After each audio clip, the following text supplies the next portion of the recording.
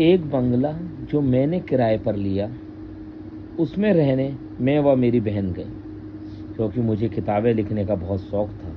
लेकिन मेरी बहन बहुत ही मस्ती करती थी, उस नए घर में मज़ा कर रही थी और मस्ती कर रही थी। उस घर के पास में ही थी एक भयानक काली नदी। लेकिन मेरी बहन बहुत ज़्यादा मस्ती कर रही थी। तब तक ना मुझे पता था और ना मेरी बहन को पता था कि उस घर में क्या है, जिसमें थी एक काली भयानक आत्मा। मैं अपना नावल लिखने में बहुत ही ज़्यादा मगन हो चुका था और कुछ देर बाद मुझे गहरी नींद आने लगी और मैं सोने चला गया। तभी कुछ अजीब सा महसूस होने लगा कि कोई है, और जब देखा तो रोने की आवाज़ आने लगी। दरवाजे अपने आप खुलने लगे, लाइट बंद बुझ होने लगी। मैं एक दरवाजे का और बढ़ने लगा और खोलने की कोशिश करने लगा, लेकिन वो दरवाज़ा खुला ही नहीं। मैं बहुत डर गया, लेकिन अचानक वह दरवाज़ा अपने आप खुल गया, और जब मैं अंदर आया तो मैंने खाली बेड देखा।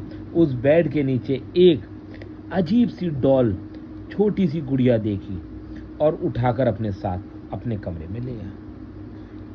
लेकिन अचानक वह दरवाज़ा अपने आप बंद हो गया। तब तक मेरी समझ में कुछ नहीं आया।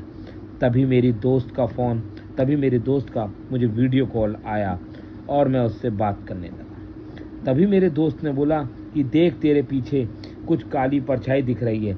लेकिन तभी अचानक मेरे फ़ोन का नेटवर्क स्लो हो गया और मैं उसकी आवाज़ नहीं सुन पाया, और मैं उसी डॉल के साथ खेलने लगा, और मैंने उस डॉल को एक कुर्सी पर रख दिया और लाइट बंद कर सो गया। तभी अचानक वो कुर्सी हिलने लगी और मेरी नींद खुल गई। मैंने देखा तो शांत हो गई और फिर दोबारा हिलने लगी। बाहर वो पड़ी झूला भी हिलने लगी। तभी दिन हो गया, लेकिन जब मैं सुबह उठा तो मुझे सब नॉर्मल लगने लगा। तभी मैंने अपनी बहन से बोला, लेकिन वहाँ कोई नहीं था। मेरी बहन तो फ़ोन पर बाहर बात कर रही थी और अजीब सी आवाज़ आने लगी। तभी मैंने कमरा खोलकर अंदर जाने के लिए तैयार हुई और मैं धीरे धीरे कमरे का दरवाज़ा खोला तो देखा कि एक खौफनाक कमरा था, जिसमें जाले, भयानक तस्वीरें अपने लगी थी। अपने आप वहाँ की लाइट जल गई।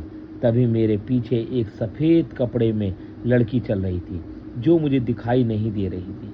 फिर मैंने दूसरा दरवाज़ा खोला तो मुझे वहाँ बहुत अस्त व्यस्त सामान मिला।